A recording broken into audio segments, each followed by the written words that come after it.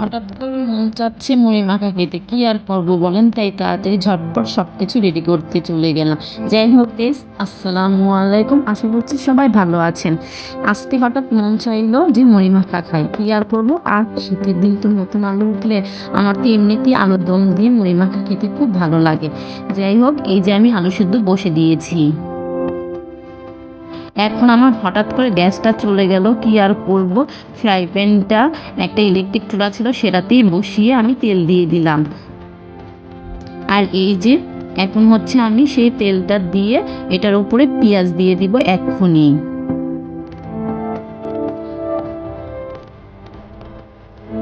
পেঁয়াজটা দিয়ে দিলাম।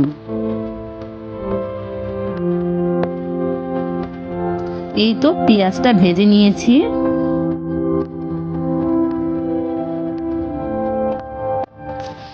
শীতের দিনে কিন্তু অনেক রকমের খাবারের ভিতরে হচ্ছে মুড়ি মাখাটা ভালোই লাগে, কারণ শীতের দিনে হচ্ছে পাকা পাকা টমেটো থাকে, সব কিছু মিলিয়ে খেতে, শসা, সব কিছু মিলিয়ে খেতে কিন্তু অনেক ভালোই লাগে।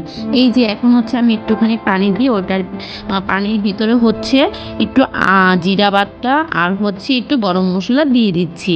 আর গরম মশলা দিলে কিন্তু আলুর দমে একটু মাংসের ফ্লেভার আসে। এই যে এখন হচ্ছে আমি হলুদ আর মরিচের গুঁড়া অল্প অল্প করে দিয়ে দিলাম। এই যে খানিকটা একটু লবণও দিয়ে দিয়েছি। এখন আমি আস্তে আস্তে সব মিক্স করে নিলাম। এখন এর ভিতরেই দেখলাম একটু পানি উঠে গিয়েছে। আর আমি কিন্তু কোনো এক্সট্রা পানি এখন দিইনি। এই যে এখন হচ্ছে আমি আলুগুলো দিয়ে দিলাম, নতুন আলু, তাই হচ্ছে বেশি ছুলতে পারিনি, দেখা যায় সব কিছু উঠে উঠে যায়। নতুন আলুটা আমি সুন্দর করে মশলার সাথে মাখিয়ে নিচ্ছি। আমি কিন্তু এখনো কোনো পানি দেইনি এখানে। আর আমার আলুর দম বানানোটা কেমন হচ্ছে আপনারা কিন্তু আমাকে কমেন্টে অবশ্যই জানাবেন। আর আমি আলুটা বড় তো, এজন্য মাঝখান দিয়ে হচ্ছে ভাগ করে দিয়ে দিচ্ছি যেন সুন্দর দেখায়। আমার আলুটা কিন্তু খুব সুন্দর সিদ্ধ হয়ে গিয়েছে।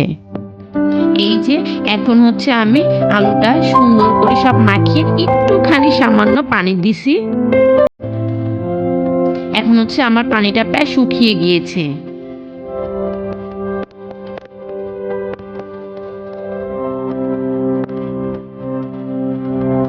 আমার আলুর দমটা প্রায় কাছাকাছি হয়ে গিয়েছে। এখন আমি বলতেছি সবাইকে, দেখো আমার আলুর দম রেডি। এই যে সামান্য পরিমাণ ধনিয়া পাতা উপরে দিয়ে ছিটিয়ে আমি এখন আলুর দম নিয়ে আসব।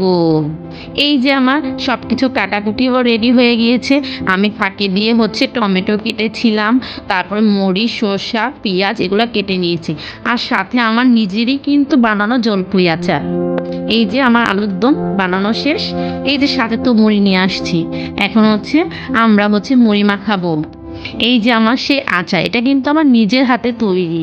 চাইলে কিন্তু আপনাদেরকে কোনো এক সময় আমার আচারের ভিডিও আমার ইউটিউব চ্যানেলে দিয়ে দিব। আর আমার হচ্ছে এই ভিডিওগুলো যদি ভালো লেগে থাকে তাহলে কিন্তু অবশ্যই আমাকে একটা লাইক করে দিবেন। এই যে আমার মুড়ি মাখার জন্য আমি সব কিছু রেডি করে নিয়েছি। আর এখন হচ্ছে এই শীতের সময় আচার দিয়ে মুড়ি মাখা খেলে খুব মজা লাগে। আর চাইলে আপনারাও কিন্তু একটু ট্রাই করতে পারেন, বাসায় এরকম করে আপনারাও বানিয়ে নিতে পারেন।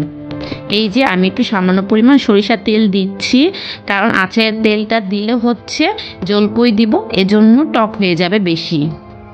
আমি একটু আলাদাভাবে সরিষার তেল দিলাম আর সাথে হচ্ছে জলপইটা দিব। এই যে আমি হচ্ছে এখন আলুর দমগুলো দিয়ে দিচ্ছি।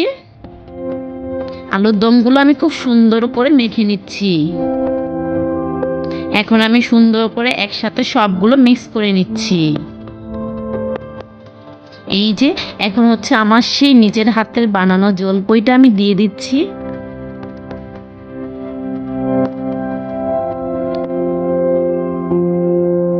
এই যে জলপইটা আমি হচ্ছে একেবারে গলিয়ে দিচ্ছি।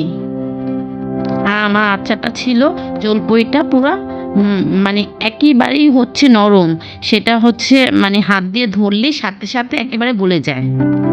এই যে আমি হচ্ছে আমার মুড়িগুলো এখন দিয়ে দিব। এখন মুড়িগুলো দিয়ে আমি সব মিক্স করে নিব। আমি সবগুলো মুড়ি একসাথে মাখিয়ে নিচ্ছি এখন। যাই হোক, আমার মুড়ি কিন্তু পুরোপুরি রেডি।